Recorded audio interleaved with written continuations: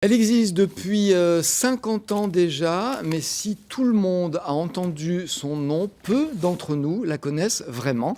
Qu'est-ce que la protection civile? De qui est-elle composée? À quoi sert-elle? Nous profitons de la journée mondiale des premiers secours qui aura lieu samedi pour répondre à ces questions et à d'autres en compagnie de la présidente de la protection civile de la Loire. Bonjour Roselyne Chassin-Rivoirard, j'ai bien dit votre nom, c'est ça? Parfait. Bonjour. Bon, dès qu'il n'y a plus de trois syllabes, j'ai un peu de mal. Merci d'être avec nous. Donc vous êtes la présidente d'une association parce que la protection civile, c'est un statut associatif. En fait, c'est une fédération d'associations. Il y en a combien? On en a 92. 92, donc dans tout le pays? Dans tout le pays, outre-mer aussi, évidemment. Et on est une association loi 1901. Ouais, donc à but non lucratif. Ce qui veut dire, on le verra, qu'il y a beaucoup de bénévoles, mais c'est le général de Gaulle qui a créé la protection civile. Il l'a voulu en 1965. Quelles sont ses missions? Alors, on en a 4. Au départ, on doit tenir ce qu'on appelle des DPS, des dispositifs prévisionnels de secours. Donc, quand vous avez une manifestation sportive ou culturelle, on appelle donc des secouristes. Alors, ça peut être la protection civile, mais ça peut être d'autres associations agréées de sécurité civile. La plupart du temps, je reconnais que c'est la protection civile. Parce que vous êtes les meilleurs, c'est pour ça. Ben, peut-être. Alors, il faut savoir que vous êtes rattaché quand même au ministère de l'Intérieur, oui. Et vous êtes sous les ordres de quelqu'un, parce qu'il faut bien quelqu'un qui prenne des décisions. Et c'est qui? Le préfet.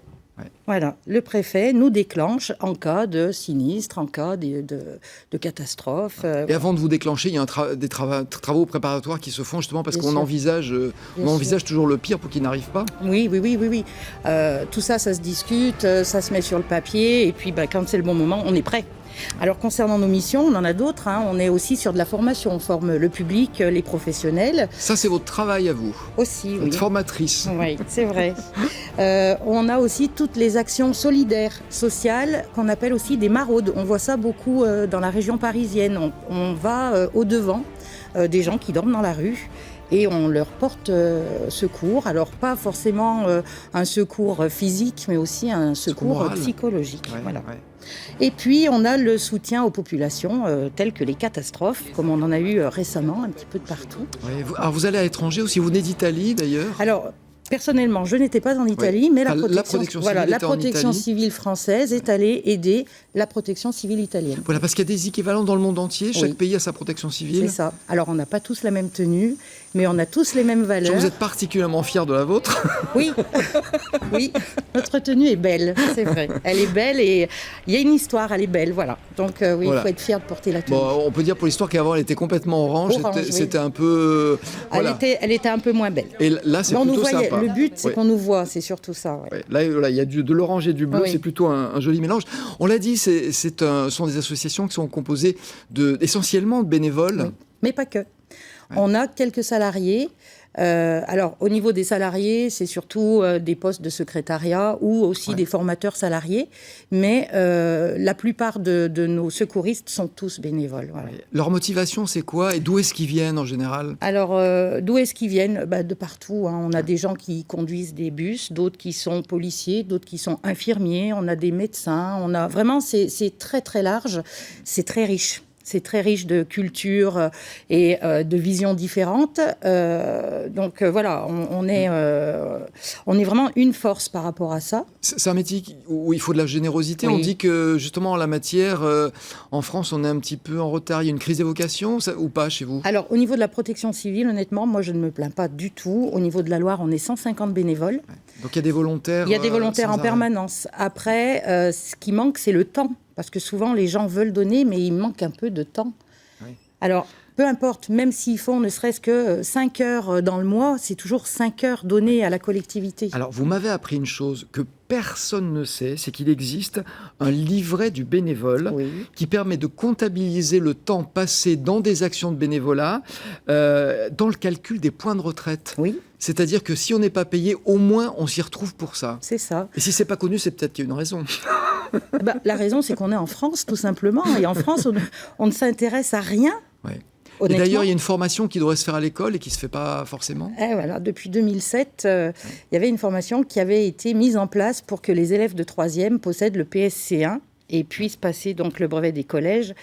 Et ça a été un petit peu oublié. Donc cette année, un accord cadre là, qui date du 24 août 2016 a été signé par 3 ministères. Donc le ministère de l'Éducation nationale, le ministère de l'Intérieur et le ministère de l'Agriculture. Voilà, donc les enfants vont nous avoir des formations. 2 millions d'enfants seront formés. Ça sera peut-être bien de leur apprendre à aider les autres. C'est parfait. Les gestes de base, c'est ce que vous apprenez, vous enseignez au quotidien, parce que je l'ai dit, vous êtes formatrice de formateurs aux techniques de secours.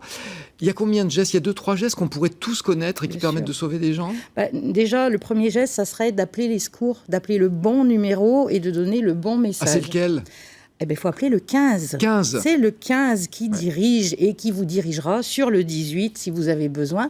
Le 15, c'est l'hôpital qui vient jusqu'à la victime. Le 18, c'est la victime qui va jusqu'à l'hôpital. D'accord. Et sur les portables, c'est le même numéro ou il y a un numéro d'urgence ? Alors, sur le portable, on a le 112 qui est mis, parce que, et attention, c'est un numéro européen.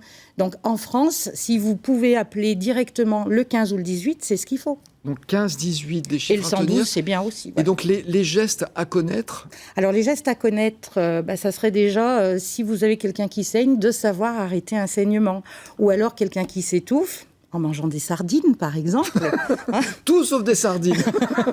De pouvoir justement faire ce qu'il faut pour le désobstruer. Alors je fais juste une parenthèse, mais quelqu'un qui s'étouffe en avalant quelque chose et qui tousse, ne le touchez pas. Il respire.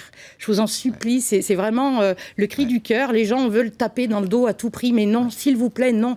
Parce que ça, c'est dangereux. Tant qu'on respire, c'est qu'il y a une chance de le faire sortir soi-même. Donc toujours par exemple dans les gestes, une personne qui est au sol, qui a les yeux fermés, qui ne réagit pas, mais qui respire, le réflexe, ça serait de la mettre sur le côté, ce qu'on appelle la PLS, position latérale de sécurité. Donc, c'est des petites choses qui ne sont pas compliquées parce que notre boulot aussi de formateur, c'est de dédramatiser tout ça. Les professionnels, ils existent déjà. Nous, ce qu'on veut, c'est former les gens à être le premier maillon de la chaîne de secours. Si on veut être formé, on peut vous appeler ? Bien sûr, avec plaisir. Très bien. Et le numéro, on l'a sur Internet. Oui, donc vous pouvez regarder. On n'encombre pas le 15 pour demander le numéro de téléphone. On est d'accord. Et puis on a un site au niveau du 42, donc c'est adpc42.org. Dernier mot, oui. Alors vous allez sur notre site internet, on l'inscrira. Dernier mot, il y a un congrès national de la fédération à Châteauroux. Ça commence demain, après-demain et dimanche. Oui. Et votre journée nationale à vous, c'est le 1er mars. Oui. Merci beaucoup d'être venu nous parler de ces actions dont on ne parle jamais. Merci à vous. Et qui font appel à des gens justement qui savent ce que donner et aider les autres veut dire.